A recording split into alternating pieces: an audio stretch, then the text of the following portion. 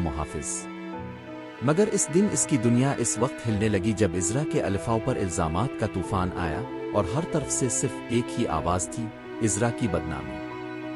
عزرا نے سلمان کو بلایا تھا اس امید کے ساتھ کہ وہ سچے گواہ کی طرح مراد کے سامنے سچائی بیان کرے گا۔ عزرا کی آنکھوں میں امید کی چمک تھی، دل میں دعا تھی اور ہونٹوں پر بس ایک ہی التجا، سلمان سچ بول دو، بس سچ بول دو۔ سلمان آیا بھی، مگر جو ہوا وہ عزرا کے لیے ایک کاری زخم ثابت ہوا۔ جب مراد نے سیدھا سلمان سے پوچھا کہ عزرا اپنی مرضی سے گئی تھی یا زبردستی، تو سلمان نے بغیر کسی جھجک کے کہہ دیا، بھائی میں جھوٹ نہیں بولوں گا، وہ اپنی مرضی سے آئی تھی، میں نے نہیں بلایا، اس نے مجھے خود فون کیا تھا۔ عزرا کا دل دھک سے رہ گیا۔ اس نے فوراً کہا، سلمان یہ کیا کہہ رہے ہو؟ میرے پاس فون تک نہیں تھا، تم جھوٹ بول رہے ہو۔ مگر سلمان نے ایک اور وار کیا، کہنے لگا کہ عزرا نے خود اسے اس گھر میں بلایا اور سب کے سامنے جھوٹ بولنے کی درخواست کی۔ عزرا نے للکارا، اگر میں نے فون کیا تھا تو بتاؤ میں نے کس فون سے کال کی؟ سلمان بولا، تم نے کسی سہیلی کا فون مانگا ہوگا، اور بس اسی ایک جھوٹ نے پورے کمرے کا ماحول بدل دیا۔ عزرا کی بھابھی نے موقع غنیمت جانا اور مراد کو بھڑکانا شروع کر دیا، دیکھو مراد، اس عورت نے صرف چند دنوں میں اپنے مرحوم شوہر کے گھر کو بدنام کر دیا۔ شوہر کو میرے ابھی چند دن ہوئے ہیں اور یہ دنیا میں ہماری بے عزتی کروا رہی ہے۔ مراد خاموش کھڑا سن رہا تھا، اور یہی خاموشی عزرا کے لیے سب سے بڑا عذاب تھی۔ مگر عزرا نے ہار نہیں مانی۔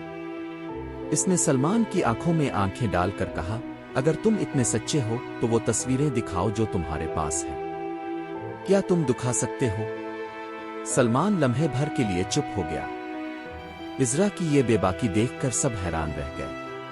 یہ ایک ایسی عورت تھی جو ٹوٹی ضرور تھی مگر جھکی نہیں، جسے سب نے مل کر گھیرا تھا مگر وہ اکیلی ڈٹی رہی۔ پردے کے پیچھے حاجرہ، سلمان کی بہن، بڑی خوش تھی، اس کی چال کام آ گئی تھی۔ اس نے سلمان کو شکریہ ادا کیا اور سرگوشی میں کہا، میرا پلان کامیاب ہو گیا، اب مراد کی نظروں میں عزرا کی کوئی عزت نہیں رہے گی۔ سلمان کچھ گھبرایا ہوا تھا، بولا، مجھے ڈر ہے کہیں مراد مجھ پر لعنت نہ بھیجے۔ حاجرہ نے اسے دبایا، ڈرتے کیوں ہو؟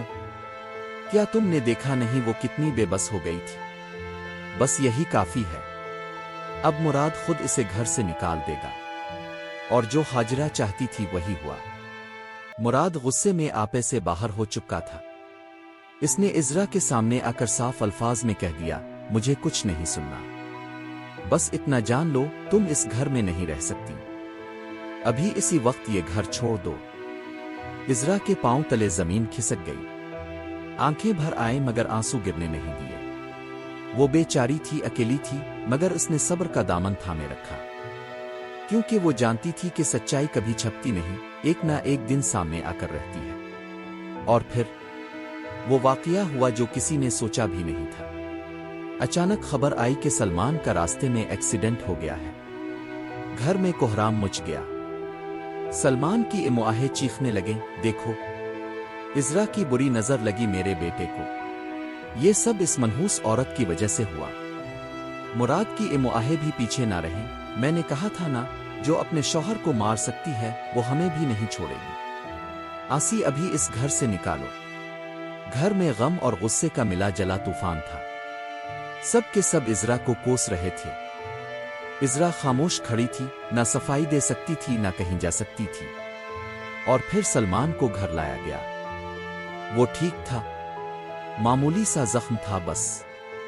خود ہنستے ہوئے بولا، امواہیں میں بالکل ٹھیک ہوں، تھوڑی سی چوٹ آئی، کوئی بڑی بات نہیں۔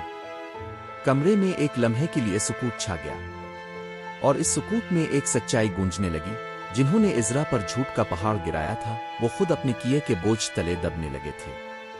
سازشیں ہمیشہ کے لیے نہیں چلتی، جھوٹ کی بنیاد پر اٹھنے والی دیواریں ایک دن گرتی ضرور ہے۔